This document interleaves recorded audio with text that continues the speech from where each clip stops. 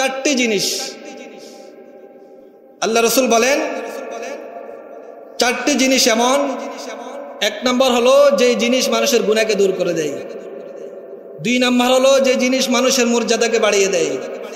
তিন নম্বর হলো এমন জিনিস যে আমলগুলো করলে মানুষ আল্লাহর আযাব থেকে নাজাত পাবে। চার নম্বর হলো এমন অবৈধ কাজ, এমন গুনাহ যেগুলো করলে মানুষ ধ্বংস হয়ে যাবে। বলে নাউজুবিল্লাহ। আল্লাহ রাসূল এই হাদিসটা বলে আমি আলোচনা শেষ করব।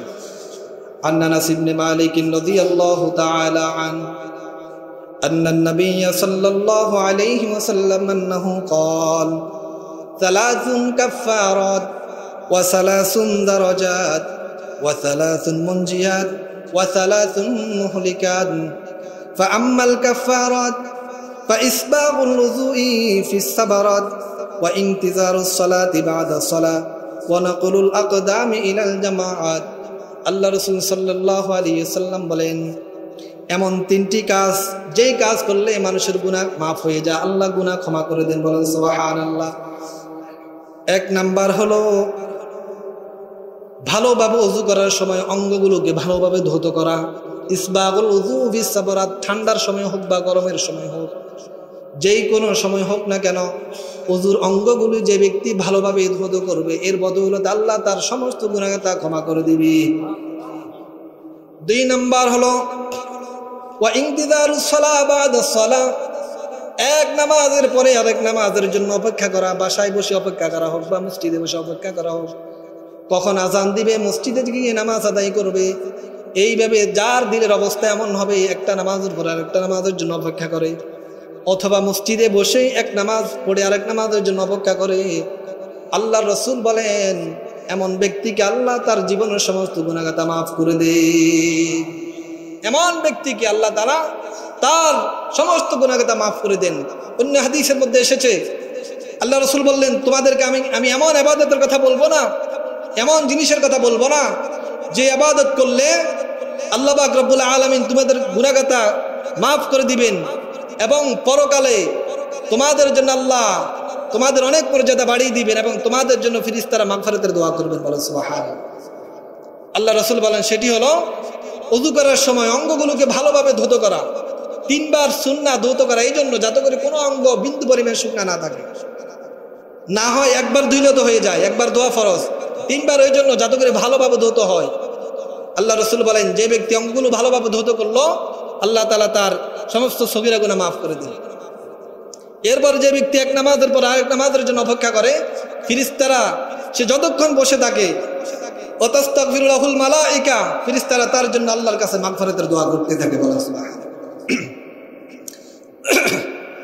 তিন নাম্বার হলো ওয়া নাকলুল আকদামি ইলাল জামাআত, যেই ব্যক্তি ঘর থেকে মসজিদে জামাতের শরীক হওয়ার জন্য মসজিদে হাঁটে, মসজিদে পায়ে হেঁটে মসজিদে আসে, আল্লাহ পাক রব্বুল আলামিনের প্রতিটি কদমের বিনিময়ে তার জীবনের গুনাহগাতা ক্ষমা করে দেয়।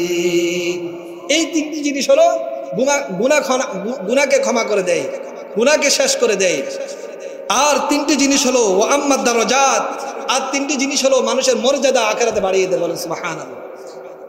এক নাম্বার হলো ফাইতামুত তুআম, এক নাম্বার হলো বেশি বেশি মেহমানদারি করা। মেহমানদারির মাধ্যমে আল্লাহ তার মর্যাদা বাড়িয়ে দেন।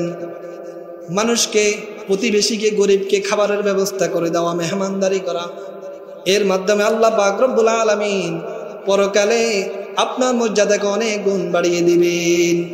দুই নাম্বার হলো ইফশাউস সালাম, বেশি বেশি সালামের প্রচার করা, প্রসার করা, বেশি বেশি সালাম দেওয়া, বেশি বেশি সালাম দেওয়া।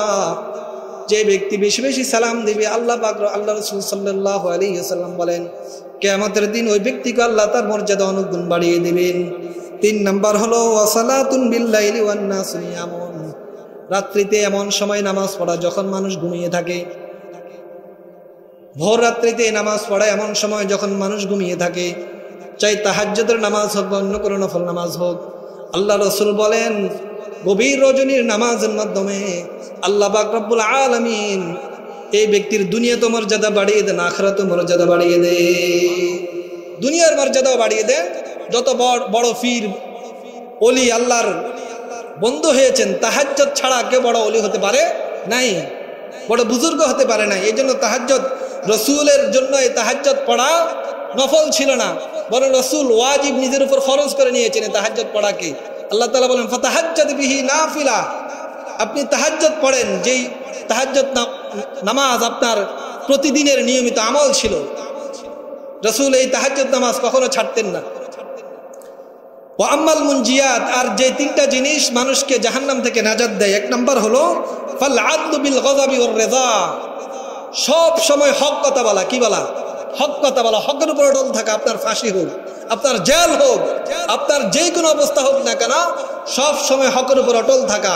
আপনার বন্ধু, আপনার প্রতিবেশী, আপনার মুসল্লি, আপনার বন্ধু আপনার বিরুদ্ধে আচরণ করুক না কেন, আপনি হক কথা বললে সে নারাজ হবে, গোসা হবে।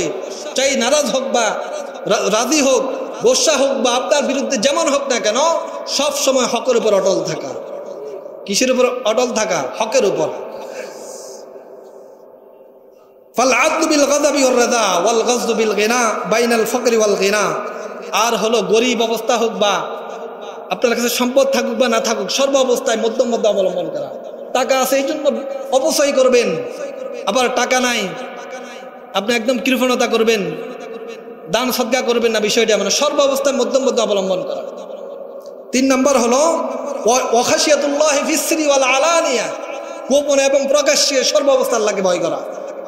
আল্লাহ দেখতেছেন, প্রকাশ্যে হোক, মানুষের প্রকাশ্যে, গোপনে ঘরে হোক, কামরায় হোক, সর্ব অবস্থা কাকে ভয় করা? আল্লাহকে ভয় করা। এই 3টা জিনিসের মাধ্যমে আল্লাহ মানুষকে জান্নাত থেকে নাজাত দিয়ে দেন, বলেন সুবহানাল্লাহ। আর 3টা জিনিস এমন যে এই 3টা জিনিস করলে আল্লাহ মানুষকে ধ্বংস করে দেন। এক নাম্বার হলো ফাশুহুন মুতাউন, অধিক লোভ করা। ফাশুহুন মুতাউন, অধিক লোভ করা, দুনিয়া পাওয়ার লোভ, ক্ষমতা পাওয়ার লোভ, পদ পাওয়ার লোভ। এই লোভগুলো, এই লোভ থাকা, আল্লাহ বলেন এই লোভ মানুষকে দুনিয়াতে ধ্বংস করে দেন, পরকালেও ধ্বংস করে দেন। 2 নম্বর হলো ওয়া হাওয়ান মুত্তাবাউন, নিজের প্রবৃত্তির অনুসরণ করা। যে প্রবৃত্তির কথা আমি আলোচনা করছি, নিজের নফসের অনুসরণ করা। আল্লাহ বলেন যে ব্যক্তি নিজের নফসকে অনুসরণ করবে তাকে আল্লাহ পাক রব্বুল আলামিন ধ্বংস করে দিবেন, বলেন নাউযুবিল্লাহ। 3 নম্বর হলো ওয়া ইজাবুল মারই বিনাফসি, নিজেকে বড় মনে করা, মানুষের মাঝে নিজেকে অনেক বড় মনে করা, অনেক সম্মানী মনে করা। আল্লাহ বলেন এই ব্যক্তি, যে ব্যক্তি নিজেকে বড় মনে করবে, সম্মানী মনে করবে, আমি তো অনেক টাকার মালিক, অনেক পদের মালিক, আমি অনেক কিছু, আমি অনেক বড় নেতা, এমন যে ব্যক্তি মনে করবে, আল্লাহ বলেন তাকে আমি ধ্বংস করে দিব, বলেন নাউযুবিল্লাহ, তাকে আমি ধ্বংস করে দিব। এই জন্য মোহতারাম হাজিরিন, আল্লাহ পাক রব্বুল আলামিন যে নেক কাজগুলোর কথা আলোচনা করছি, এগুলো বেশি বেশি করার তৌফিক দান করুন।